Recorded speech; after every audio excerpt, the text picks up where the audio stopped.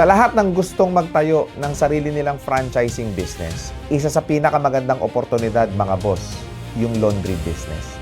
Alam nyo ba na posible itong kumita ng 100 plus thousand pataas kada buwan?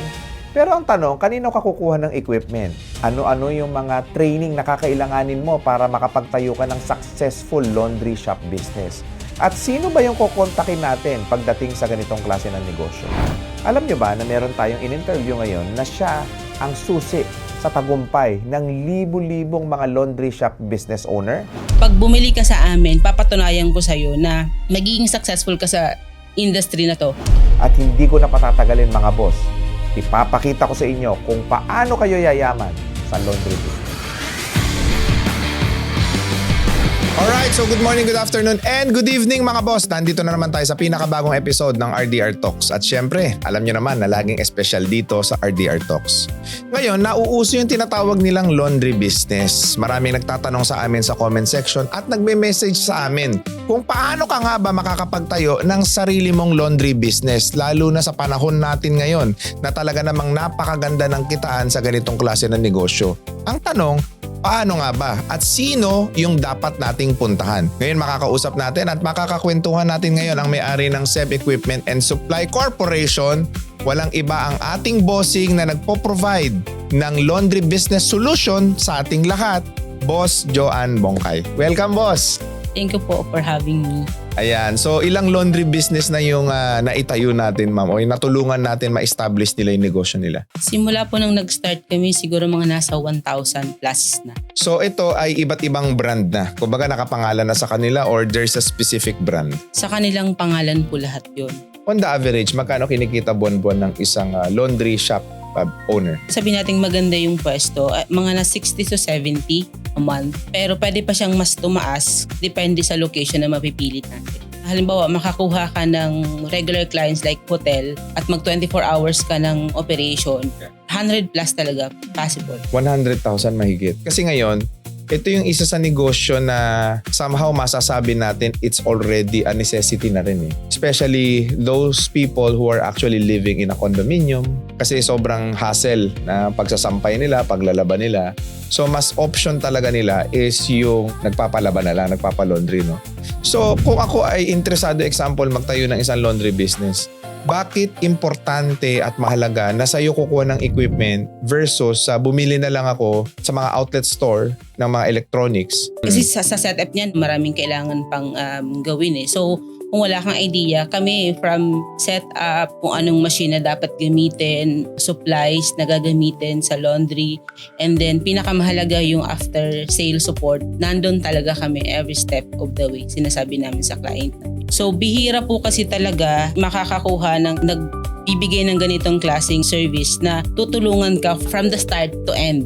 Ang kumaga mission ko po dito is maging sustainable yung lahat ng itatayong laundry kasi after nyan, sa amin pa rin kukuha ng after sale support is. Pag bumili ka sa amin, papatunayan ko sa'yo na magiging successful ka sa industry na to. Kasi I am living proof na naging successful sa laundry business. When I started ng mag-business po noong 2014, hanggang ngayon may laundry shop pa din po ako. Kasi siguro mas naalagaan ko siya and yun yung gusto kong ituro dun sa mga gustong mag-business. Alam mo, totoo yan kasi maraming mga business owner na nagbebenta sila ng mga konsepto na sila mismo wala silang proof of concept.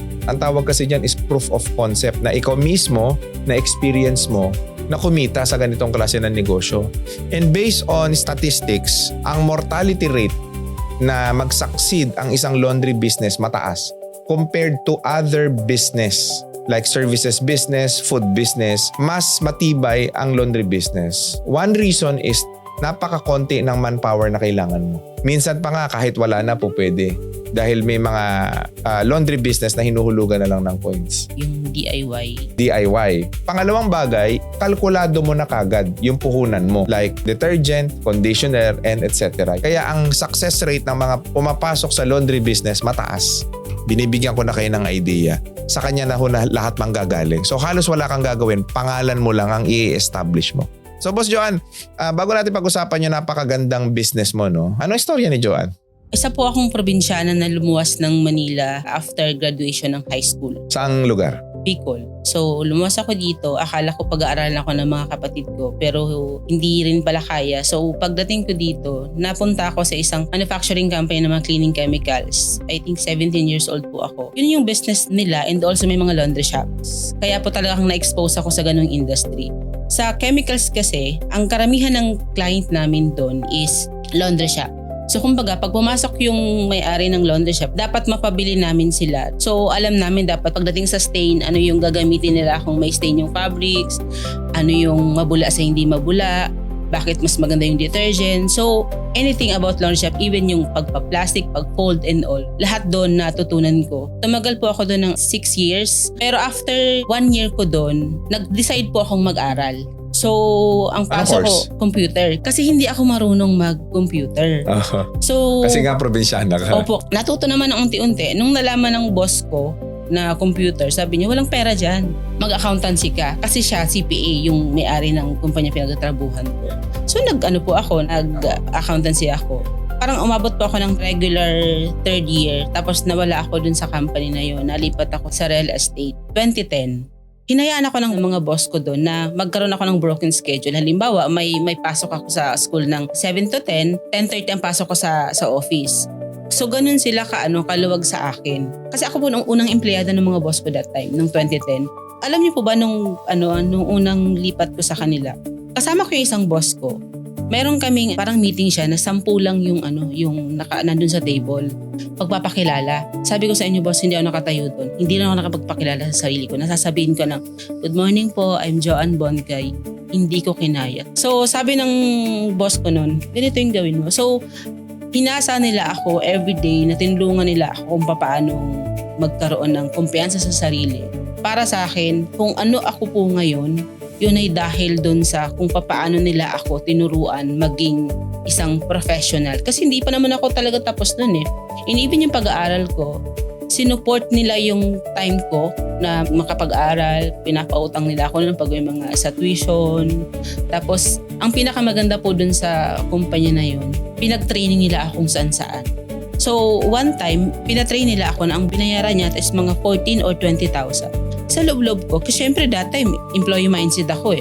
Sana kung binigyan na lang sa akin yung pera na to, hindi magastos ko pa. Pero hindi ko alam na unti-unti natataniman na pala ako. Naiiba na yung mindset ko, the way ako tumingin sa situation, makisalumuha sa mga tao, makipag-usap. Kasi may mga agent kami doon na attorney, doktor, na nagsasaylay ng real estate. Pero nakaya ko po siya dahil doon sa mga trainings na binigay sa akin. So hindi ka lang nakahanap ng trabaho. Ang nahanap mo is mentor. Ito rin yung advice ko sa maraming kabataan. No? Applicable ito sa mga magtatrabaho pa lang. Don't look for a job. Look for a very good mentor.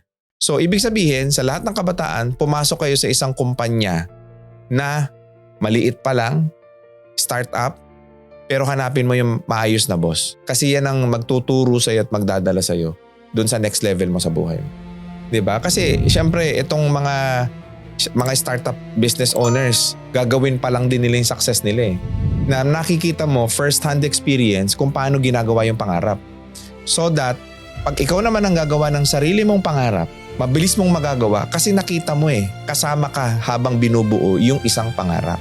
Ang galing no? Dahil sa isang training, nagkaroon ka ng deep realization na kaya ko pala, I'm capable. Yun ang may importante sa tao eh, di ba? Especially sa panahon natin ngayon na napakahirap ng buhay. Just say to yourself that you are capable. Huwag ka lang susuko sa buhay. And everything will just follow. Kasi hindi ka naman talaga pababayaan ng Diyos eh. Kung ang ibon nga, wala naman nagpapakain dyan eh. Makikita mo, nabubuhay sila ng ilang taon. Ikaw pa kaya na tao. Hindi ba? Paano ka naging negosyante ngayon? Nung natapos po ako, tuloy-tuloy pa rin yung trabaho ko dun sa mga boss ko na yun.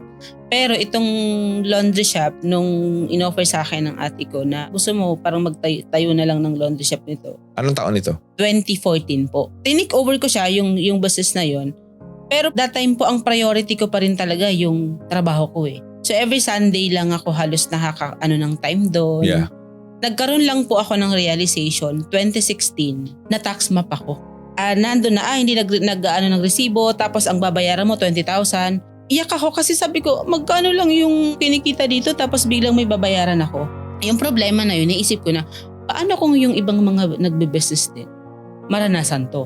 So inimpasahan ko po ng kaibigan ko din na mag-offer kami ng mga halimbawa kung professional ka sa BIR, anong mga gagawin mo pag yung monthly report. Hanggang sa unti-unti, nagkaroon po ako ng business na consultancy. Yun na po yung bago yung SEB equipment, yung IEN Business Consultancy. Tapos since nga nagiging okay na po siya, nag-decide na po ako na mag-resign ng 2018 ng January.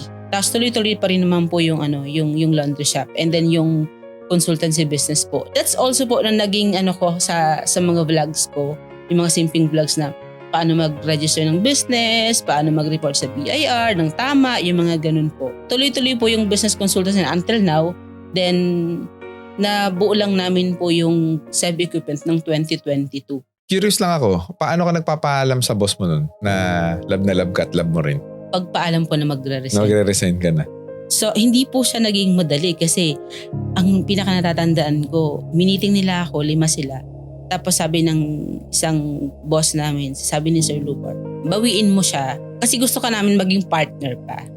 Ano po siya, sobrang emotional kasi parang, alam mo yung parang tinurong nila akong kapatid, anak. Naramdaman ko po talaga sa kanila yung genuine na pagmamahal ng isang empleyado, ng isang boss. Parang nagkaroon ako ng another family sa part nila.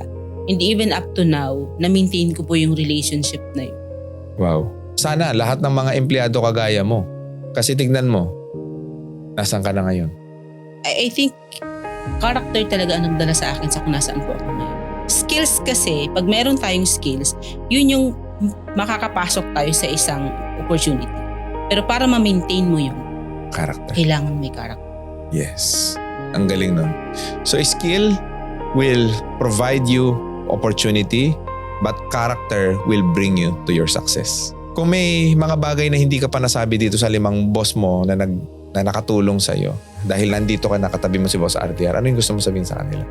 80% of how I manage the company and our people, it's because of them. So, sa mga boss ko, maraming salamat po. Sir Dubar, Sir DJ, Sir Gary, Sir Rex, and Sir Van. Kasi hinubog niyo po ako sa paraang talagang may magagamit ako.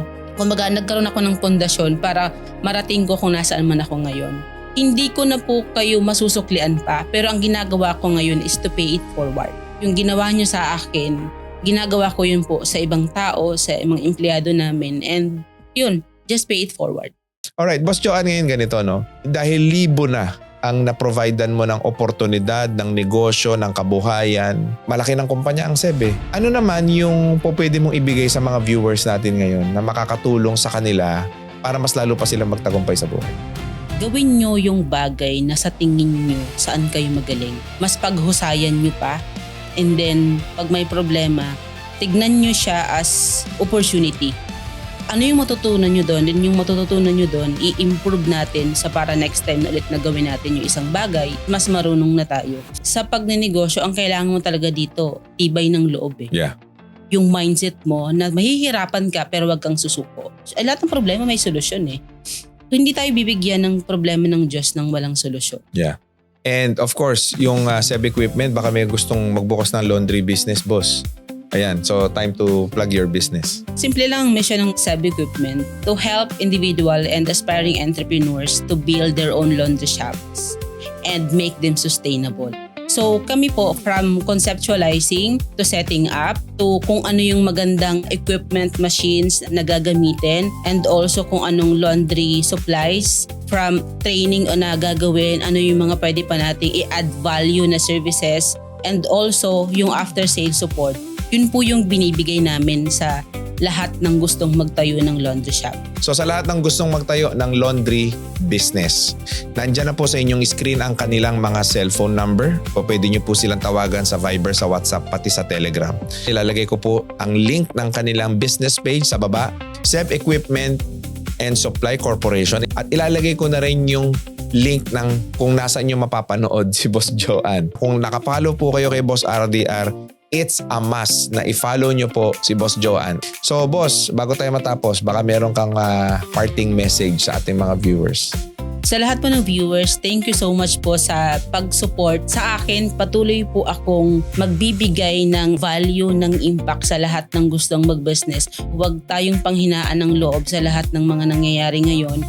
Patuloy po tayong gumawa ng mabuti at tama para mas makapagbigay tayo ng magandang halimbawa sa lahat ng mga tao and sa lahat ng mga nakakasalamuhan natin. Maraming salamat, Boss Joanne, at maraming salamat sa ating mga viewers. Please do not forget to subscribe and click that notification bell para lagi ngayong updated sa ating mga future videos. And also do not forget to follow us on Facebook, TikTok, Instagram, and Spotify. Muli, maraming salamat sa inyo mga boss, and God bless sa inyo lahat.